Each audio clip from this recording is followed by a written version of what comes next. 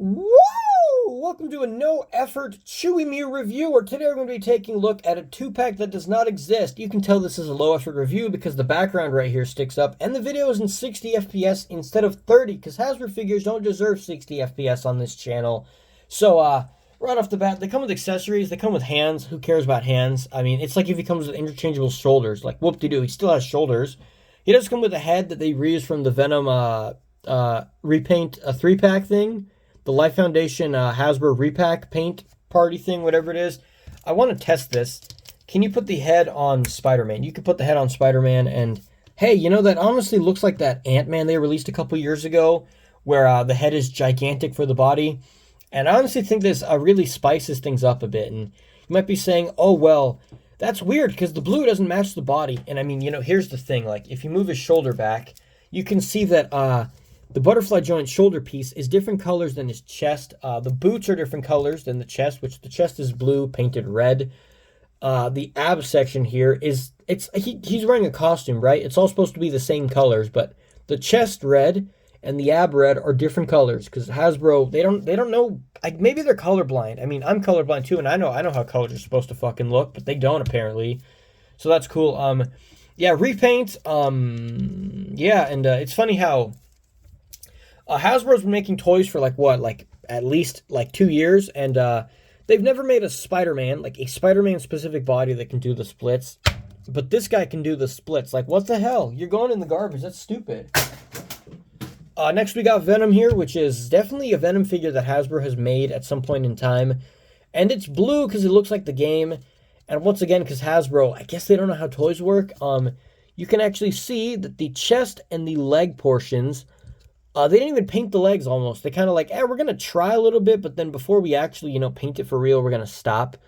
And so that goes along the entire side here. They actually genuinely did pretty good with that seam right there, where sometimes you see like a big gap there. There's like a small seam, but it looks fine. And then again on the legs right there, you can see where the legs don't even really match up. They don't touch completely. And I mean, I know Toy Biz figures had this problem too. Like Sinister Six Venom has a pretty badly painted spider logo. Here's the difference. That was $8. This was like, it came in like a $60 2-pack, so he's like $30. So for $30, that shit better be perfect, but it's not. It's like dollar store toy quality paint. And then when you bend the joint forward like this, it actually flexes the plastic. It's not supposed to flex because it's like hard plastic. It actually damages. You can see there's like creases here. I think it's called flashing, where you can see the plastic. It looks lighter color right there. That's cool. In addition, there's like, from moving the hip joint, you can actually see in there. Turn on this flash here, because apparently my lights don't work. You can see there's like a tiny piece of plastic in there, if you see that. Yeah, that happens when you move the hips, because the hips, they go out that far. Yeah, that's how far out they go. And if you pull them farther, you can see his legs go outwards like this. So it's not really doing the splits. He's kind of more doing like a almost pelvic thrust kind of thing, which is just stupid, Hasbro. Don't you know how to make toys? You've been doing this forever. They've been doing this since before Toy Biz, and they've been doing it long after Toy Biz. And they still haven't learned how to make toys yet. Like, I mean, yeah, Toy Biz figures sometimes have joints that are stupid and they're defective and they don't work right, but haven't you learned from that, Hasbro? Like, what's... Also, I'm not going to say whether or not like the spider logo or the squares are accurate or not, because I don't know the game too well. I'm awful at fighting games, so I've never actually played the game that this guy is from. I mean, I think I've played it, but I'm not good at fighting games, so I don't play them much. Like, you have to do specialized inputs. I can't do that. My reaction time in video games is also garbage. So, but he's a blue Venom, and that's kind of cool. I think it would be cooler if he was, you know, this version of Venom is blue, but I think it would be cooler if he had, like, good articulation. And, like, you know, another thing here is, actually, if I'm being honest, the butterfly joints on this guy are actually pretty good. Like, they go forward really nicely. They go back really good. And then, the thing is, can you actually get his arms to hold? Because, you know, Venom, he's basically like Spider-Man. Can he hold a web together? Can you get his hands together? You can't really get his hands together so he can hold his, hold like a web. Here's Carnage from Toy Biz. He's also basically like Spider-Man, except, you know, evil. So, you know, Spider-Man, basically. This guy has not even almost butterfly joints, and the angle's weird, but he can hold a web pretty much. You can get this guy to hold a web. He can be web swinging right into town to save the day from this Venom that Hasbro doesn't know how to make yet. And they're like, man, why do you got to do a diaphragm joint? That's actually a good thing to do, but they have a waist joint. Just put ball joints up here and ball joints up here, and you'd have, like, juicy articulation. But instead, you got a ball joint that's actually pretty good, honestly. It's not too bad.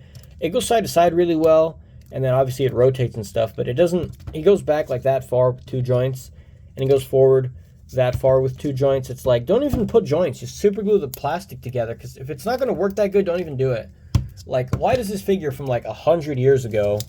I mean, his joint, look at that. He goes forward basically probably more than Venom. He goes back basically more than Venom with 1 ab joint. 1 ab joint in 2003. 23 years, it just came out 2025. Like 20, what is that? 22 years time difference. And Hasbro still hasn't learned how to do ab crunch. By the way, this articulation isn't new. This type of setup was first used in 2007 by Hasbro in the Hasbro Spider-Man 3 360 Unleashed 8-inch figures. I mean, that one has a right side up ab crunch. This one is upside down, but the concept of having a diaphragm and ab crunch isn't new with, like, no waist swivel underneath. Because Sobers before did a diaphragm, ab crunch, waist swivel, and at least that works because you can rotate the waist. This one you only rotate, like, the upper body. You should be able to rotate the upper body or the waist, or, like, just the waist. And I'm not saying, like, you know, waist swivel, just have a ball joint there because, you know, that works better than this. But ultimately, whoa, I lost the Spider-Man. Oh, because I threw him in the garbage, that's why. But yeah, so ultimately, I don't know. I don't know what to say, guys.